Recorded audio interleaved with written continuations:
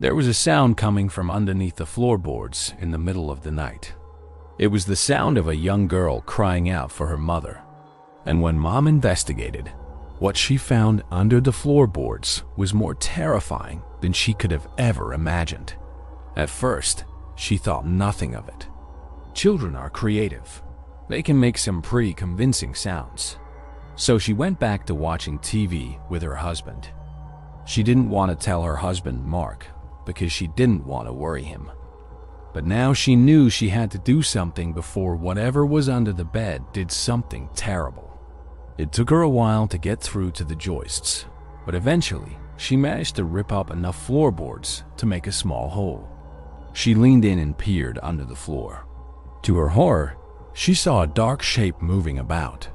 In the evening, though, when her husband had gone to bed, Rachel crept back into her daughter's room. But when she turned to leave, she noticed something strange.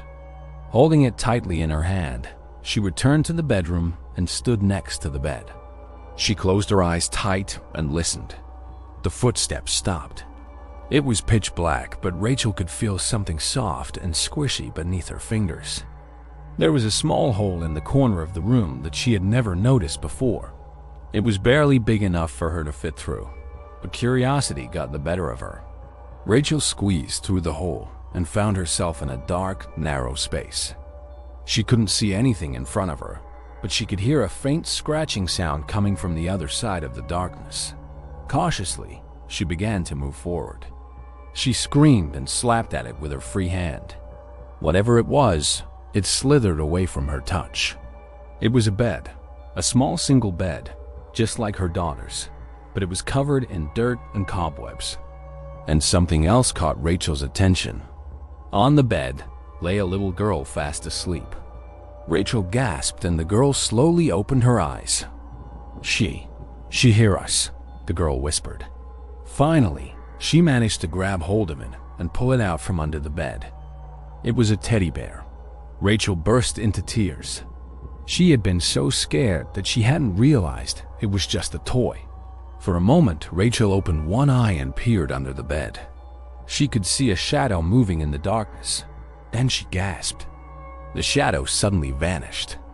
Rachel was sure it had seen her. Had it been watching her the whole time? Was it waiting for her to go away? She didn't know what to do. She wanted to get under the bed and find out what was there. But she was terrified that whatever it was would attack her. She stood there for a few moments debating with herself. Then she reached down and started pulling the bed away from the wall. One of Emma's dolls was lying on the floor where it hadn't been the night before. Rachel picked up the doll and stared at it. "Where did you come from?" she whispered. The doll, of course, didn't answer. Rachel took it back to the bed and placed it down. As she walked away, she heard another crash.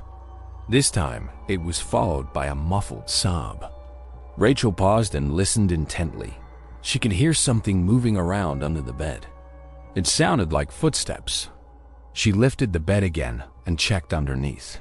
There was nothing there. Relief flooded through her. Maybe she really had been imagining things. Then she heard it. A loud crash followed by a giggle. Rachel jumped and knocked over a chair. "Emma, is that you?" she shouted. "Who else would it be?" came a faint reply. Whatever it was, it seemed to be enjoying itself. It was dancing and singing, and it looked like it was having a great time. She decided she was going to tear up the floorboards and get to the bottom of this once and for all. It didn't seem to notice her. It kept moving until finally it stopped and disappeared into the darkness. First thing in the morning, Rachel went back to the hole in the floor. She was determined to get to the bottom of this. But when she looked under the floor, all she saw was dirt. She sighed. Maybe she had imagined the whole thing. As she turned to leave, something caught her eye. There was a small gap between two of the floorboards. She knelt down and put her ear to the opening. She could hear a faint scratching sound. Rachel knew whatever was under the floor was still there. Then they heard it again. Someone or something was definitely making a lot of noise underneath the floorboards. "You're acting like there's a monster under the bed," he said. But Rachel knew she wasn't crazy. Something was definitely living under there. She begged Mark to help her tear up the floorboards, but he just laughed and went to sit on the couch. "I have to work tomorrow, Rachel. I need my beauty sleep," he said. Rachel sighed. She knew she was going to have to do this on her own. Rachel's 7-year-old daughter, Emma, was in the next room playing with her toys. The parents were worried that maybe Emma had hurt herself or was having trouble with one of her toys. So they called out to her to see if everything was okay. "Emma, honey, are you all right?" Rachel shouted. There was no reply. She and her husband got out of bed and went to check on her. "Emma, what happened?" Rachel asked. She looked around the room, but everything seemed fine. None of Emma's toys were out of place, and the only sound she could hear was the ticking of the clock on the wall. Emma was still sitting on the floor, playing with her toys.